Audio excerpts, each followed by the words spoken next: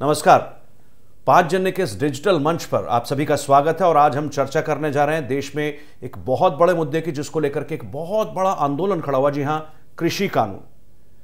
ये वो मसला है जिस पर कई महीने देश की दिल्ली के बॉर्डर पर किसानों के नाम पर एक बड़ा जमावड़ा लगा रहा, एक अराजकता का माहौल पैदा किया गया और एक अलग किस्म का मूवमेंट जो शायद खेती किसानी की आड़ में शुरू हुआ। और नतीजा ये 5 राज्यों के विधानसभा चुनाव याद करिए।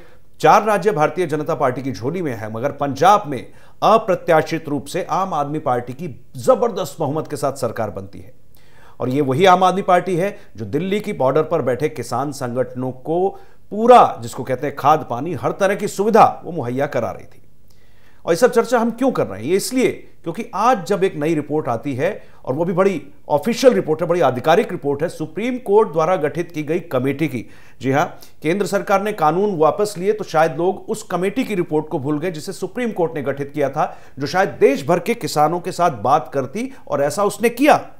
उसने देश भर के सैकड़ों किसानों से बात की, सैकड़ों प्रतिवेदन उसके पास आए, रिप्रेजेंटेशन आए, काफी सारे ईमेल आए। अब जरा उसके सेलिएंट आपको रिपोर्ट के फीचर। अनिल घनवत जी उस समिति के सदस्य हैं जिन्होंने आज इस रिपोर्ट को सार्वजनिक किया। वैसे ये रिपोर्ट 21 मार्च 2021 को सुप्रीम कोर्ट में सबमिट की जा चुकी थी। इस रिपोर्ट के सबमिट होने के एक साल बाद, माफ कीजिएगा 19 मार्च 2021 को, तारीख सही कर लेते हैं, और जबकि एक साल इसका पूरा हुआ, तो आज अनिल घनवत जो उस समिति के सदस्य हैं, उन्होंने इस रिपोर्ट को सार्वजनिक करने का फैसला किया। तो ये रिपोर्ट क्या कह रही है, जरा ये देख लेते हैं। इसका सबसे बड़ा रिपोर्ट का मानना यह है कि अधिकांश किसान संगठन कृषि कानूनों के पक्ष में हैं। देश भर के किसान संगठनों से इस पर बात की गई। 61 किसान संगठनों का कृषि कानूनों को समर्थन है, जिसमें इन किसान संगठनों से जुड़े 3.3 करोड़ 30 लाख से ज्यादा किसान प्रत्यक्ष रूप से किसान बिलों के, किसान कानूनों के समर्थन में थे। फिर अनिल घनवत जी ने यह की है, लेकिन जब ये रिपोर्ट सार्वजनिक कर रहे थे तो समिति के 2 अन्य सदस्य अपने अपने कारणों से, कृषि अर्थशास्त्री हैं दोनों, वो वहां मौजूद नहीं थे, अशोक गुलाटी जी, डॉक्टर प्रमोद कुमार जोशी जी। अब ये 3 कानून कौन से थे जिनको बाद में सरकार ने इस विरोध के बाद वापस लिया? तो समझना यह होगा कि जिस कृषि आंदोलन की आड़ में इतना बड़ा आंदोलन खड़ा किया गया, आखिर सरकार को कदम पीछे खींचने को मजबूर होना पड़ा, और उसी को बड़ा मसला बनाकर पंजाब की सत्ता में इतना बड़ा फेरबदल हो गया और आम आदमी पार्टी इतने बड़े बहुमत के साथ आई। तो आज ये सवाल उठना भी लाजमी है, क्या वो छलावा था? ये कहा गया कि ये जो कृषि बिल हैं ये किसानों के विरोध में हैं, जबकि अब जो रिपोर्ट कहती है लगभग 85% से ज्यादा किसान कृषि कानूनों के समर्थन में थे। ये अनिल घनवत जी की रिपोर्ट कहती है। अनिल घनवत वो जो सुप्रीम कोर्ट द्वारा गठित समिति के सदस्य हैं। इनकी रिपोर्ट के बारे में और जानने से पहले जरा यह भी आपको जानना होगा कि ये 3 कृषि कानून हैं कौन से। किसान उत्पाद व्यापार और वाणिज्य संवर्धन और सुविधा अधिनियम 1, दूसरा है किसान सशक्तिकरण और संरक्षण मूल्य आश्वासन और कृषि सेवा समझौता अधिनियम, ये 2, और तीसरा है आवश्यक वस्तु संशोधन अधिनियम 2020। नवंबर 2021 में सरकार ने ये कानून वापस लिए थे, जबकि सुप्रीम कोर्ट की कमेटी तब तक अपना काम कर चुकी थी, उसने रिपोर्ट दी थी। लेकिन सरकार को आखिर क्या कारण था कि ये कदम पीछे खींचने पड़े, इस पर भी चर्चा करेंगे। लेकिन तब जबकि 85% से ज्यादा किसान अगर इसके समर्थन में दिखता है, तो फिर प्रश्न अपने आप उठना स्वाभाविक है। ये सारा माहौल जो खड़ा किया गया, अराजकता का माहौल, ये सरकार विरोधी माहौल, ये किसके कहने पर किया गया, और क्या इसका लक्ष्य यही था जो आप पंजाब में आप परिणाम देखते हैं? इसके बाद क्या होगा, यह भी बड़ा विचारणीय प्रश्न है। लेकिन इस बीच जरा देखें इस समिति ने क्या किया, जो सुप्रीम कोर्ट की समिति है। 266 कृषि संगठनों से संपर्क किया गया, जिसमें आंदोलनकारी भी शामिल थे। समिति के पोर्टल पर 19,000 से ज्यादा रिपोर्ट आई, प्रतिवेदन जिसको कहते हैं रिप्रेजेंटेशन सबमिट हुए, 1520 ईमेल आए। इन सबको समिति ने जांचा परखा और 19 मार्च 2021 को सीलबंद रिपोर्ट सुप्रीम कोर्ट में दाखिल की जाती है। अब जरा देखें, 73 किसान संगठनों से समिति की चर्चा होती है। 3 करोड़ 83 लाख किसान, इसको ऐसे कहा जाए, इनका प्रतिनिधित्व आया। ये 73 संगठन ऐसा करते थे, इसमें से 61 संगठन इस कानून के पक्ष में हैं, जिसमें 3 करोड़ 30 लाख से ज्यादा। कुल मिलाकर अगर कहें तो 53 लाख किसान इसके हक में नहीं थे, लेकिन 3 करोड़ 30 लाख से ज्यादा किसान इन कृषि कानूनों के हक में थे। अब 51 लाख किसानों के प्रतिनिधित्व वाले 4 संगठन विरोध कर रहे थे, इसमें भी यानी 53 में भी थोड़ा सा बाइफर्केशन है। और 3.5 लाख किसानों वाले 7 संगठन, ये छोटे हैं मगर वो संशोधन बता रहे थे। तो बड़े जो 4 संगठन थे 51 लाख वाले, वो पूरी तरह से विरोध कर रहे थे। लेकिन जो 61 संगठन हैं 3 करोड़ 30 लाख प्रतिनिधित्व वाले किसानों वाले, वो समर्थन में थे। अब सवाल कई सारे हैं। मेरे साथ इस वक्त कुछ मेहमान जुड़े हैं। सबसे पहले मैं परिचय कराऊं, कुछ सिफारिशें भी इस समिति ने की है, वो मैं बाद में आपको बताऊंगा, लेकिन पहले अपने साथ जुड़े मेहमानों का परिचय कराऊं। बद्री नारायण चौधरी जी हमारे साथ जुड़े हुए हैं, अखिल भारतीय अध्यक्ष है भारतीय किसान संघ के, जैविक खेती का अच्छा खासा अनुभव रखते हैं। बद्री जी, बहुत बहुत स्वागत है। अपनी खेती लंबे समय तक की है और अभी काफ़ी समय से किसान संघ के साथ जुड़े हैं। किसानों को देश भर में जैविक खेती का महत्व समझाते हैं और कैसे किसानों की उपज, किसानों की आय, उसमें बढ़ोतरी हो, इस दिशा में आप काफ़ी काम करते रहे हैं। बद्री नारायण जी, आज जो समिति की रिपोर्ट आप देख रहे हैं, हमने इसके कुछ पॉइंट्स अपने दर्शकों को बताए हैं, जिसके हिसाब से उनका मानना ये है, अनिल घनवत जी का, जो कि सुप्रीम कोर्ट की समिति के सदस्य हैं, उनका कहना है कि ज़्यादातर किसान संगठन और किसान इंडिविजुअल तौर पर भी इन कृषि कानूनों के हक में थे।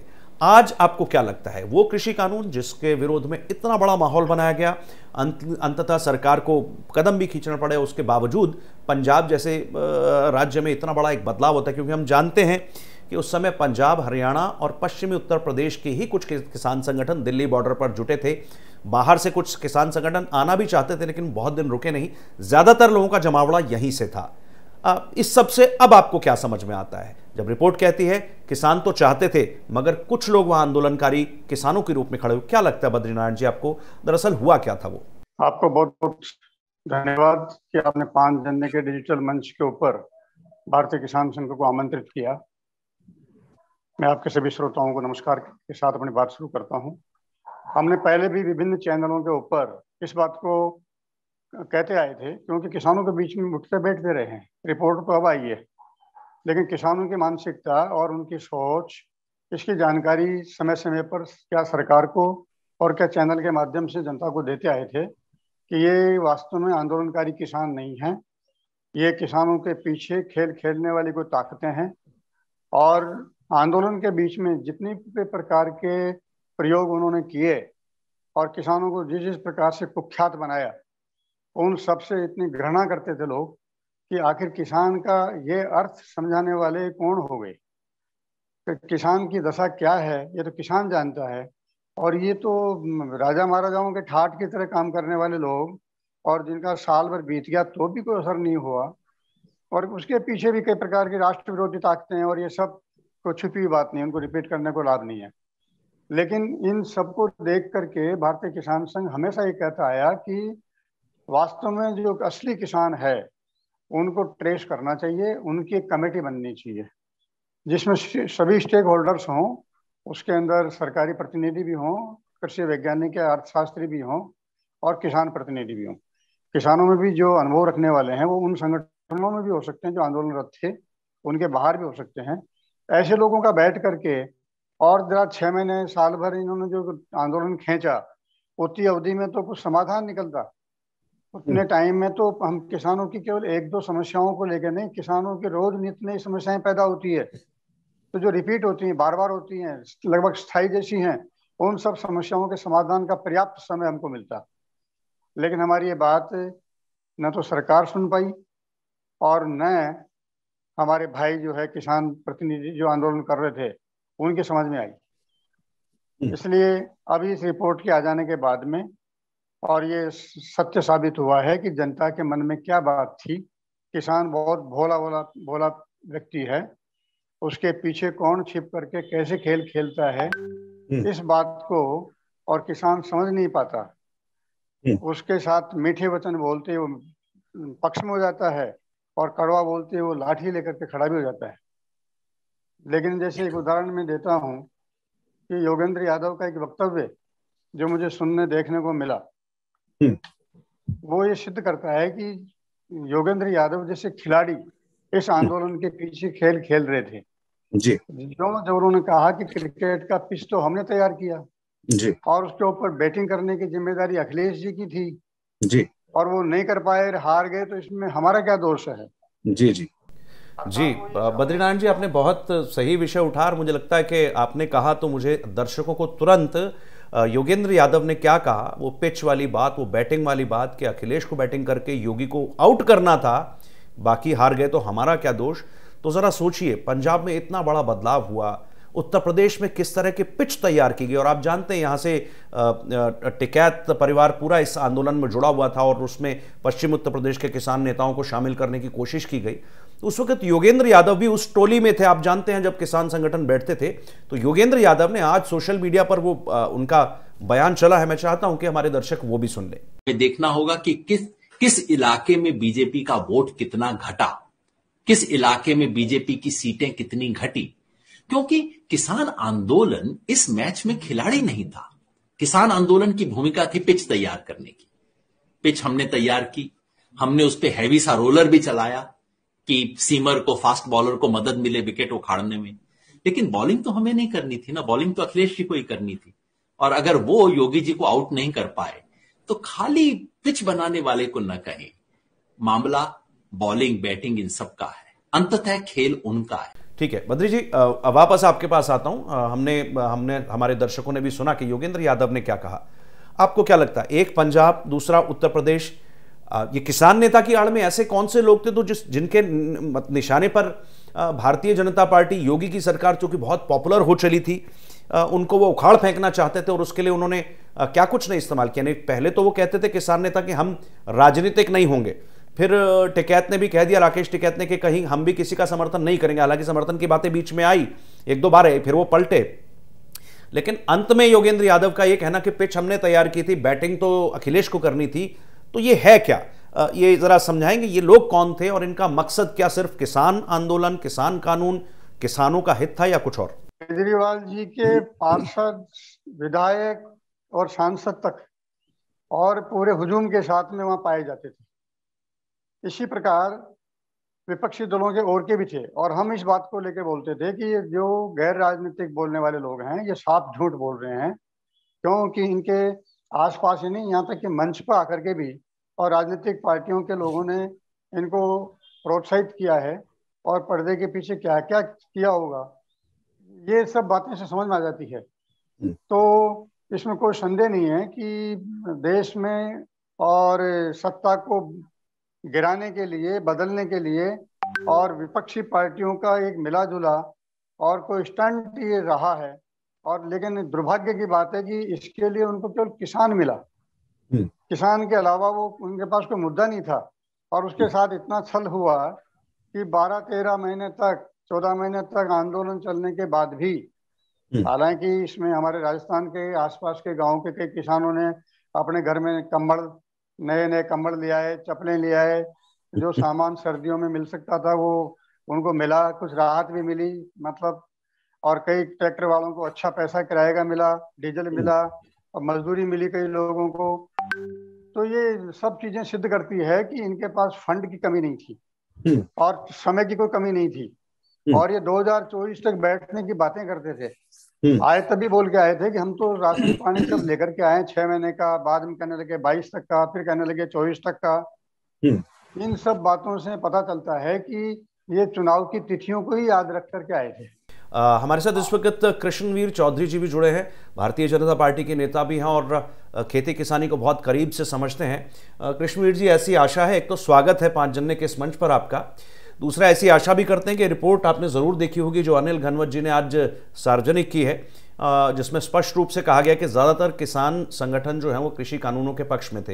यानी तब जो एक माहौल बना था वो ऐसा लग रहा था कि पूरे के पूरे देश के किसान, हालांकि हम सब जानते थे कि सिर्फ पंजाब, हरियाणा का कुछ हिस्सा और पश्चिमी उत्तर प्रदेश के कुछ हिस्से के किसान यहाँ जमा है, बाकी किसी को बहुत ज़्यादा मतलब नहीं है, पूरे देश के किसान यहाँ थे भी नहीं। वो दिखता भी था, जमावड़े में भी दिखता था, रिपोर्टर अंदर जाते थे वो भी दिखता था। तो मकसद उस समय पता भी था, लेकिन कैसे समझाएं, किसानों को कैसे बताएं जो असली किसान है, और जनता तक कैसे वो बात जाए। चुनावी नफा नुकसान तो इसका एक पार्ट है। उत्तर प्रदेश में जो योगेंद्र यादव ने बयान दिया कि हमने पिच तैयार कर दी थी, बैटिंग तो अखिलेश यादव को करनी थी, योगी को बोल्ड अखिलेश यादव को करना था, नहीं कर पाए तो हम क्या करें, योगेंद्र यादव का बयान स्पष्ट रूप से मीडिया में चला है। अब ऐसे में क्या समझ में आता है जब ये रिपोर्ट स्पष्ट कहती है और बाकायदा आंकड़ों के साथ कहती है, हम ये भी नहीं कह सकते सुप्रीम कोर्ट द्वारा नियुक्त पैनल की रिपोर्ट है, तो बिल्कुल आधिकारिक रिपोर्ट है। ये कहती है कि 85% से ज्यादा, शायद ज्यादा, 53 लाख किसान विरोध में थे, 3 करोड़ 30 लाख से ज्यादा इसके पक्ष में थे। क्या लगता है कृष्णवीर जी, ये हुआ क्या था सारा खेल? आंदोलन पंजाब से जब शुरू किया गया था तो वो वहां के आड़तियों के द्वारा किया गया था, और वहां की जो पंजाब में उस समय की सरकार थी उसके साथ मिलजुल कर बातचीत होती रही, और उसमें लेफ्ट पार्टी के लोग जो है इन्वॉल्व हो गए, और रेल रोको आंदोलन से वो शुरुआत की गई, और 3 बातें रख के ये आंदोलन शुरू हुआ था। पहला ये कि एमएसपी खत्म हो जाएगा, दूसरा ये झूठ बोला मंडी बंद हो जाएंगी, तीसरा झूठ बोला जमीन छिन जाएंगी। ये 3 बातें झूठ बोलकर किसानों को ये इस तरीके से गुमराह करके आंदोलन खड़ा किया गया, और वो फिर आंदोलन जो है वहां के लेफ्ट पार्टी के द्वारा और कांग्रेस के द्वारा प्रायोजित और पोषित शुरू में हुआ। तमाम वहां के अनाज के जो अनाज मंडी के कमीशन एजेंट थे उन सब ने इसमें सारा हिस्सेदारी, पैसा, सब कुछ उन्होंने किया। उसी आंदोलन के बीच में देश विरोधी अंतर्राष्ट्रीय ताकतें, जो खास तौर से केंद्र सरकार से पूरा मोदी सरकार के खिलाफ अंतर्राष्ट्रीय साजिश रचने वाले ऐसे संगठन हैं, चाहे वो आईएसआई है, चाहे वो कनाडा में खालिस्तान के नाम पे चलाने वाला पन्नू है, और ये चीन का भी इसमें इन्वॉल्वमेंट रहा है। सीधे सीधे फंडिंग जो है चीन से हुई, और मिलान में चीन के तमाम कंपनियों के हेड ऑफिस हैं। आप याद करिए कि यहां आंदोलन हो रहा है और राहुल गांधी मिलान जाता है और मिलान में जाके ट्वीट करता है कि किसान आंदोलन जारी रहेगा। ये सब खेल, ये अंतरराष्ट्रीय साजिश देश में शांति भंग करने की, दिल्ली में गुंडागर्दी करने की, लाल किले की घटना ने जिस तरीके से शर्मसार किया इस देश को, इनको शर्म आनी चाहिए थी राष्ट्र के, इन्होंने अपमान किया है। और उसके बाद बार बार जो पैसा आ रहा था सिख फॉर जस्टिस का, सीधे सीधे इसमें इन्वॉल्वमेंट है। मुझे तो सबको पता है कि पाकिस्तान से थ्रेट कॉल आ चुकी कई बार, तो उससे हमें डरने वाला नहीं है, क्योंकि मानव का जीवन अपनी राष्ट्र के लिए, अपनी धरती माँ के सेवा के लिए हम पैदा हुए हैं। हम ऐसे देशद्रोहियों से डरने वाले लोग नहीं है। तो आंदोलन झूठ पे खड़ा किया, और इसमें ये सच्चाई है। मैंने भी सुप्रीम कोर्ट में पार्टी बनने का, जब अनिल घनवत उसमें पार्टी बने थे तो मैं भी उसमें पार्टी बना था, सुप्रीम कोर्ट में पार्टी हम भी, क्योंकि भारतीय कृषक समाज जो किसान संगठन है इतना लंबे समय से, उस अध्यक्ष के नाते हमारे तमाम साथियों ने कहा कि साहब हमें इसमें पार्टी बनना चाहिए, ये एक फ्रॉड हो रहा। देखिए, कानून जो बनाए गए थे भैया, वो देश के उन 86% गरीब और छोटे किसानों के लिए बनाए गए थे, जो बाजार में, जिनका शोषण आज तक किया गया और उनको बाजार में खड़ा नहीं होने दिया गया। अगर आप ईमानदारी से देखें तो आजादी से लेके आज तक देश के किसानों को बाजार से दूर रखा गया। ये उन नीतियों की जो दुष्परिणाम किसानों ने भुगते हैं, जो आर्थिक रूप से किसान आज टूट गया है, उसके लिए वो नीतियां जिम्मेदार थी। अगर वो कानून इतने अच्छे थे, मैं बहुत स्पष्ट मेरा मत है, अगर वो कानून इतने अच्छे थे, हम 25 साल से बदलाव की मांग करते चले आ रहे थे, तो किसान का शोषण हुआ, किसान कर्जे में पैदा हुआ और कर्जे में मरा, ये उन नीतियों की देन थी। और ये कानून उन किसानों के लिए, उनके सुधार के लिए, बाजार खोलने के लिए, आप खेत में बेचिए, आप सड़क पे बेचिए, गांव में बेचिए, और ये सिद्धांत है बाजार का कि जब खरीदार ज्यादा होते हैं तो उसके उत्पादन करने वाले को उसका मूल्य, उचित और ठीक दाम कई ग्राहक होने पर मिल जाते हैं। मेरा कहना यह रहा है कि किस कानून में यह लिखा गया था कि बाजार की मंडी खत्म हो जाएंगी। इस सरकार ने 1000 ई नाम मंडियों का इंफ्रास्ट्रक्चर खड़ा किया। इस सरकार ने 1 लाख करोड़ रुपए का इंफ्रास्ट्रक्चर मंडियों को और बाजार को स्ट्रेंथनिंग करने के लिए और स्टोरेज फैसिलिटी बढ़ाने के लिए कोरोना काल में भी इस सरकार ने किया। दूसरी बात, ये पहला पॉइंट है बाजार खोलने का। दूसरा पॉइंट है एमएसपी का, क्योंकि राष्ट्रीय किसान आयोग के अध्यक्ष थे एमएस स्वामीनाथन, और उसमें समय समय पर मेरा योगदान उसमें रहा है, मेरी भागीदारी उस रिपोर्ट को बनवाने में रही है। जी। और मुझे गर्व होता है ये कहने में कि पहली बार 2006 में भैया वो रिपोर्ट आई थी, और वो कांग्रेस की सरकारों से बार बार मेरा सवाल रहा है कि आपने 2014 तक शासन किया और आपने उस रिपोर्ट को रद्दी की टोकरी में फेंके रखा, और आपको शर्म नहीं आती, आप किसानों को झूठ बोलते हैं। पहली बार उसमें A2 प्लस FL प्लस 50%, ये सच्चाई है कि जो लागत है उसमें फार्म का जो लेबर है उसे जोड़कर और 50% लाभकारी मूल्य जोड़कर इस सरकार ने न्यूनतम समर्थन मूल्य तय किए, लागू किया। अब बात उठती है C2 प्लस FL की बात आती है। भैया ये उद्योग नहीं है, ये इंडस्ट्री नहीं है भैया, ये गरीब किसान का मामला है। आप कम से कम ये सोचिए, आप कह रहे हैं कि ट्रैक्टर का डेप्रिसिएशन होना चाहिए, आप कह रहे हैं हार्वेस्टर का डेप्रिसिएशन होना चाहिए, आप कह रहे हैं लैंड लेबलर का डेप्रिसिएशन होना चाहिए। तो भैया ये सब चीजें आम किसान के बस की नहीं बात है। तो उसका डेप्रिसिएशन करना और ना करना वो गरीब किसान का, जो छोटा किसान है, उसको कोई लेना देना नहीं। अब तीसरी बात पे आई कि जमीन छिन जाएगी। मैंने हमेशा चैलेंज किया है कि इस देश के 20 से ज्यादा प्रदेशों के अंदर, और पंजाब से लेकर और महाराष्ट्र तक, राजस्थान से लेकर उत्तर प्रदेश से और बिहार से लेकर और केरल तक, तमाम जगह पर कॉन्ट्रैक्ट फार्मिंग किसानों के द्वारा की जा रही है। पहले से चल रही थी, कई साल पहले से। किसी एक किसान का उदाहरण बताइए जिसकी जमीन किसी कंपनी ने छीनी हो। ये तो है वर्तमान परिस्थितियां जो रही है, लेकिन इस कानून में जो कॉन्ट्रैक्ट है वो फसल का होगा, वो किसान और व्यापारी के बीच में होगा। जमीन को पूरी तरीके से इसमें सुरक्षा दी गई थी, सुरक्षित रखी गई थी। लेकिन मेरा उन किसानों के नाम पर आंदोलन करने वाले लोगों से आज फिर कार्यक्रम के माध्यम से एक सवाल है कि आपको शर्म आनी चाहिए। पंजाब के लोगों ने जिन्होंने आंदोलन किया, पंजाब का कानून कॉन्ट्रैक्ट फार्मिंग में 5 लाख रुपए तक जुर्माना और 3 साल की जेल का प्रावधान उस कानून में था। पहले से ही है केंद्र के कानूनों से पहले। अगर ये इतने हमदर्द थे तो क्यों नहीं इन्होंने पंजाब के खिलाफ ये मांग उठाई? एक भी किसी व्यक्ति ने किसानों के नाम पे जितने ठेकेदार बने घूमते हैं ये नहीं उठाई, क्योंकि इनका उद्देश्य सिर्फ और सिर्फ शांति भंग करना था। उत्तर प्रदेश में गाजीपुर बॉर्डर पर मैंने बराबर हर कार्यक्रम में कहा है, तमाम राष्ट्रीय चैनलों में कहा है कि समाजवादी पार्टी और लोकदल के लोग हरी टोपी लगाकर गुंडई कर रहे हैं, किसानों के नाम पर गुंडई कर रहे हैं। और जो उधर के हरियाणा के बॉर्डर थे वो सब पूरा यही हुआ। तराई के लोग जो है उनको गाजीपुर बॉर्डर बैठाया गया।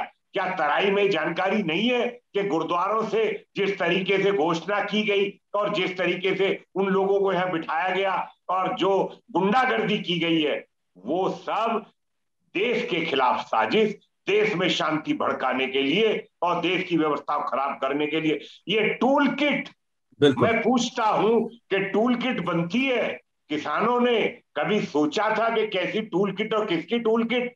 लेकिन दुर्भाग्य हमारा ये है कि गरीब किसान वो चुप बैठा रहा, वो सड़कों पे नहीं उतरा, उसने इन बदमाशों को, इन देशद्रोहियों को जवाब नहीं दिया, इन गुंडों को। किसानों के दुश्मन है ये लोग, इन्होंने धोखा दिया है देश को। इसीलिए कहता हूं कृष्णवीर जी, आपने एक तो बहुत सिलसिलेवार ढंग से जो चीज रखी है, मुझे लगता है कि दर्शकों के लिए बहुत इंटरेस्टिंग है ये जानना कि सब हो क्या रहा था। और बड़ा मजेदार सा ये मामला है कि जब ये समिति बात कर रही थी, सुप्रीम कोर्ट की अपॉइंटेड कमेटी थी, तो ये लोग जो यहां बैठे हुए थे धरने पर, इन्होंने मना कर दिया कि ना साहब हम आपसे बात ही नहीं करेंगे, हम तो सरकार से करते रहेंगे। उसमें ही खुशी, यानी वो समाधान नहीं चाहते थे, वो एक तरीके का पॉलिटिकल कॉलिजन चाहते थे। वो चाहते थे कि एक आपस में टकराव की स्थिति पैदा हो, क्योंकि कोई भी बात मानने को तैयार नहीं था। और बड़े मजे की बात है, आपने जब शुरू में आड़तियों की बात की कृष्णवीर जी, मुझे लगता है कि कुछ मुझे भी ध्यान आया, आड़तियों के कोई पंजाब के अध्यक्ष, कोई नेता बड़े मिस्टर वोहरा करके हुआ करते थे, उनका बयान उन दिनों खूब चला था कि साहब ये सारे को तो हम ही स्पॉन्सर कर रहे हैं और हम इनको चाहते हैं कि किसान वहां जाके खड़े हों। और मजे की बात यह है कि किसान बेचारा आत्महत्या जब करता है तो वो करता इसी दबाव से कि वो कर्जा नहीं चुका पाता। और किसका कर्जा? वो भी इन्हीं के आसपास के सब लोग होते हैं, और कई केस में तो आड़ती ही होते हैं। और तब आड़तियों के हाथ में पैसे की पावर भी थी, क्योंकि जब खरीदी का सारा पैसा आड़तियों के पास जाता था तो किसान को कितना देगा नहीं देगा वो भी एक बड़ा मुश्किल किसान के लिए, तब वो आत्महत्या जैसा कदम भी उठाता था। तो बड़ा साधारण था इस देश की जनता के लिए समझना कि जिसके दबाव में किसान ऑलरेडी है वही आज इस आंदोलन को क्यों स्पॉन्सर कर रहा है। तो आखिर आड़ती अपने हाथ में पावर चाहता था, ये एक बड़ा मकसद था जो शायद पंजाब में इस बार टूटा भी है। कृष्णवीर जी, अगर मैं सही कह रहा हूं तो केंद्र सरकार के प्रयासों से, और उसमें कैप्टन अमरिंदर सिंह को आपको थोड़ा सा धन्यवाद इस मामले में कह सकते हैं कि उन्होंने एफसीआई को अपने जिले के सारे किसानों की लिस्ट मुहैया कराई कि पैसा आड़तियों को नहीं किसानों को दीजिए। जी बताइए कृष्णवीर जी, कुछ कहना चाहते हैं? देखिए, केंद्र सरकार ने, मैं धन्यवाद देना चाहता हूं प्रधानमंत्री मोदी जी का कि उन्होंने उस व्यवस्था को डीबीटी लागू किया। किसानों का जो पेमेंट है, जो आड़ती करते थे पंजाब में हरियाणा में, वो सीधे खाते में दिया जाएगा। लेकिन उसमें भी एक राइडर लगवा दिया वहां के पंजाब की सरकार ने। मैंने तब भी सवाल उठाया, मैं आज फिर उठा कि आड़ती भी उसमें पहले बीच में क्लिक करेगा तब क्लियरेंस होगा। ये कोई तरीका नहीं है। मैं आपको दो बातें कहना चाहता हूं। ये तमाम आंदोलनकारी, मैंने हमेशा एक सवाल उठाया, केरल में इनकी सरकार है लेफ्ट पार्टी की और कांग्रेस से मिली हुई। इन्होंने एपीएमसी, अगर इतनी बात थी तो वह केरल में एपीएमसी की मंडी क्यों नहीं बनाई आज तक? क्या वजह है? जवाब नहीं है इनके पास। मैंने हन्नान मुल्ला को कहा था कि आप कितना झूठ बोलेंगे, कितना धोखा देंगे। और ये योगेंद्र यादव फ्रॉड नंबर 1, ये बदमाश national advisory council Sonia Gandhi के उसमें मेंबर था और वहां कहता था कि ये सब कानून सुधार होने चाहिए, बिचौलिए बाहर किए जाने चाहिए, कॉन्ट्रैक्ट फार्मिंग होनी चाहिए। इसके आर्टिकल हैं, इसने आर्टिकल छपे हैं कि पंजाब के अंदर फूड कॉर्पोरेशन ऑफ इंडिया की खरीद में 7,000 करोड़ से ज्यादा का घोटाला प्रतिवर्ष होता है और वहां के राजनीतिक दल बांट के खाते हैं। ये इसका आर्टिकल छपे हुए थे। अब आप आइए, तमाम बिहार का धान की खरीदी पंजाब के यही कमीशन एजेंट खरीद के लाते थे। ट्रकों का काफला भर भर के वहां से आता था। तराई में पूरी खरीदी इन लोगों ने करते थे और पंजाब आता था, और वो सारा पंजाब के किसानों के नाम पर एफसीआई को आपूर्ति की जाती थी। मैं एक बात स्पष्ट कर देता हूं, बद्री नारायण जी हमारे सुन रहे हैं, कि पंजाब के कुल उत्पादन का जितना ये बताते थे उसमें क्या पंजाब में खपत नहीं होती? कम से कम 20% तो खपत होती है चावल की। वो भी तो लोग खाते हैं, किसान परिवार भी तो वो कहां से आता है भैया? और जो प्रोडक्टिविटी ये बताते थे, देश में कहीं उतना उत्पादन नहीं, पंजाब में नहीं, कहीं भी कहीं नहीं। ये 40% आपूर्ति बिहार और तराई का धान खरीद के यही बलबीर राजोवाल और यही चढ़नी और यही सारे लोग, ये सबसे बड़े व्यापारी भी हैं, इनका धंधा यही है। और ये 80% जो आपूर्ति होनी चाहिए थी धान की, वो 120% तक करी जाती थी। तो 40% का जो गोलमाल है, वहां से 700, 800, 900 रुपए क्विंटल ये किसानों से खरीद कर और यहाँ आपूर्ति की जाती थी। ये मेरा एक कहना है और मेरा निवेदन है कार्यक्रम के माध्यम से प्रधानमंत्री जी से। प्रधानमंत्री जी, आप फूड कॉर्पोरेशन ऑफ इंडिया को आदेश दीजिए कि जितनी खरीदी एफसीआई करेगा, तमाम देश के किसानों की आबादी को देखते हुए, उनके क्षेत्रफल को देखते हुए बराबर खरीदारी सभी प्रदेशों कश्मीर जी, बड़ा आपने बहुत अच्छी बात की। एक तो बलबीर सिंह राजेवाल का जब आपने नाम लिया तो मुझे याद है, मैं उस समय उसको जरा देख रहा था, मुझे 2011-12 के राजेवाल के अपने स्टेटमेंट मिले और तब ये इसी तरह के सुधारों के फेवर कर रहे थे, आज जिसके विरोध में आके खड़े हुए। तब कौन थे और अब क्या था? और आपने पंजाब की कॉन्ट्रैक्ट फार्मिंग की, हिस्ट्री तो कहती थी कि साहब ये लोग भी तो यही कर रहे थे। और अब जब 2014 में सरकार बदली और इसने शुरू किया तो आपने बड़ा एक आंदोलन खड़ा किया और किसानों को क्या झूठ बोला, जमीन खा जाएंगे और आपका सब कुछ बर्बाद हो जाएगा। ये बात समझ में आती है। अब जरा देखें, मैं आपको बताऊं कि ये जो अभी आपने खरीद वाली बात की और आपने कहा केंद्र सरकार तक ये बात जाए, हम भी चाहते हैं। 5 जनवरी के मंच से हम आज ये बताते हैं कि सुप्रीम कोर्ट की जो समिति, जिसकी रिपोर्ट आज अनिल घनवत ने सार्वजनिक की, उसमें 3 मेंबर थे, 2 बड़े कृषि अर्थशास्त्री भी हैं, प्रमोद जोशी और अशोक गुलाटी जी, सब जानते हैं। इन्होंने जो सिफारिशें की हैं, अब इस रिपोर्ट में उन्होंने बाकी बातें तो कही कि क्या समझ में आ रहा है। सिफारिशें क्या है? गेहूं और धान की एफसीआई जो खरीदती है वो जरा सीमित हो जाए, एक तिलहन और दलहन की खरीद के नेफेड के मॉडल को गेहूं की खरीद और धान की खरीदी में भी अपनाया जा सकता है, क्योंकि इसमें वही बात है कृष्णवीर जी जो आपने कही, कुल उपज का जो 25% किसानों से और व्यक्तिगत खरीद की सीमा, यानी आपसे भी अगर आपने बहुत सारा कहीं से ले आए तो ऐसा नहीं कि आपसे सारा ले लिया जाएगा, आप राज्य का बहुत सारा हिस्सा, आपसे भी एक सीमा है और राज्य से भी एक सीमा है। यही शायद मुझे लगता है कि आप फॉर्मूला कह भी रहे हैं, और पीडीएस में उसके बाद बदलाव, ये तो बात का विषय हुआ। मैं जरा एक बार बद्रीनारायण जी से फिर वापस सवाल पूछ रहा हूं। बद्रीनारायण चौधरी जी, अब आपको लगता है जब हम इतनी सारी बात कर रहे हैं और ये आज मुद्दा खत्म नहीं हो रहा, मुझे नहीं लगता कि मीडिया में कितना ये चलेगा लगभग, लेकिन 5 जनवरी के मंच पर हम इस विषय को फिर उठाएंगे। आपको लगता है कि उत्तर भारत के वो किसान जो बहुत ही कम थे, मुझे लगता है 15% से भी कम, अगर मैं प्रतिशत अभी लगा नहीं फिर भी लगभग 15 से भी कम, 12-11 जो भी होंगे, क्या उन्हें लगता होगा कि उन्हें ठगा गया, उन्हें झूठी बातें बता करके, उन्हें भड़का करके, उन्हें भरमा करके, उन्हें बॉर्डर तक लाया गया, बिठाया गया, जिसमें बेचारे कुछ लोग अपनी सेहत के कारण, खराब मौसम के कारण, जैसे भी कुछ का निधन भी हुआ, वो अफसोस की बात है। आपको लगता है कि उनको लगता होगा कि वो खुद ही अपनी आय गंवाने का एक बड़ा अवसर गंवा बैठे? ऐसा क्या बद्रीनारायण जी ध्यान में आता है? लाभकारी मूल्य इस आंदोलन का जो मुख्य बिंदु होना चाहिए था वो गौण बिंदु हो गया, और 3 कानून वापस लेना इनका मुख्य बिंदु हो गया। और इनसे जब वार्ता करने जाते थे तो वार्ता करते सरकार के समय तो मुंह पर पट्टी बांध लेते, तख्ती सामने लगा लेते और खाना नहीं खाते, कई प्रकार की बातें होती। और जब इनसे पूछते कि क्या रहा तो ये इनका कहना होता था कि हम आपको बात करके बताएंगे। तो ये प्रश्न खड़ा होता है, लोग कहते थे कि किनसे बात करने जाते हैं, जब 40 लोग आते हैं, सभी संगठनों के प्रतिनिधि आ गए तो बच कौन गया पीछे। तो इनके पीछे जो शक्तियां काम कर रही थी उनके साथ जाकर के सलाह करते, और उसके बाद में वही मैंने कहा कि किसान तो भोला होता है, या उसको कुछ भी खिला दो पिला दो, ये वही नाटक चलता रहा। इसलिए यहाँ का किसान क्या चर्चाएं करता है वो तो राजनीति के अंदर मंच के ऊपर उन्होंने जवाब दे दिया, और उसके बारे में कोई ज्यादा बाकी कहने की अवस्था में नहीं मानता। लेकिन भारतीय किसान संघ की मांग अभी भी है, आपके मंच के माध्यम से मैं चाहूंगा बोलना कि जो लाभकारी मूल्य है ये केवल एमएसपी से काम नहीं चलेगा।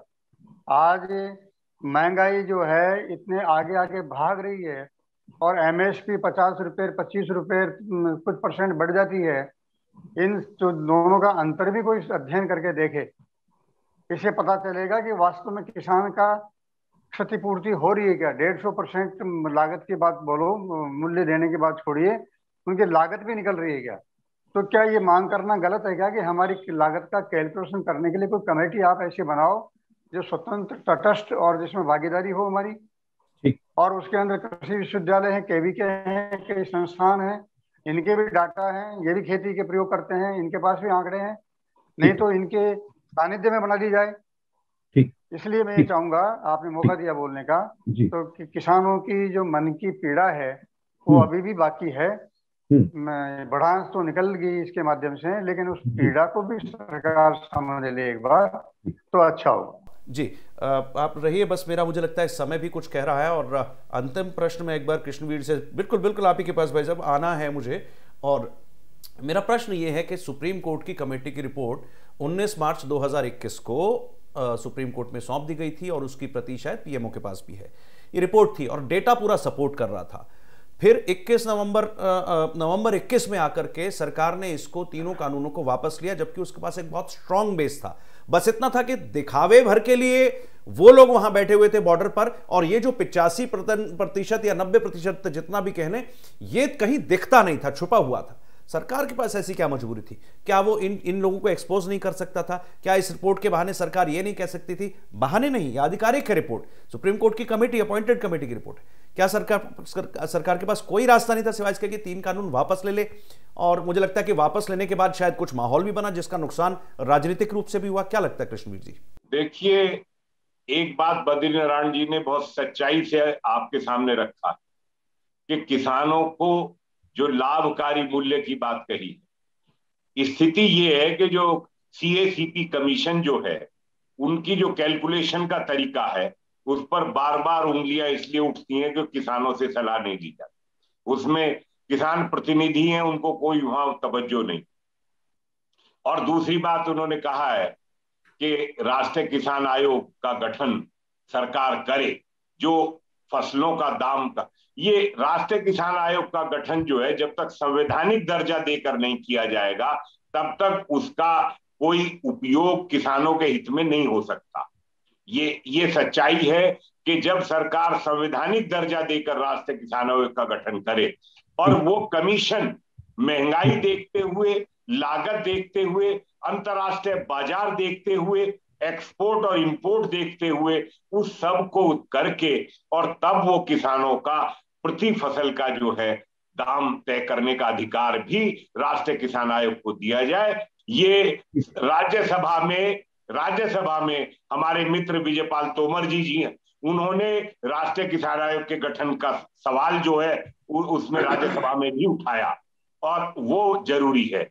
मेरा ये कहना है इस रिपोर्ट के बारे में कि देखिए, एक विश्वसनीयता होती है। जैसे आज प्रधानमंत्री जी ने राष्ट्र का नाम पूरी दुनिया में सम्मान के साथ हिंदुस्तान और भारत का नाम रोशन किया है।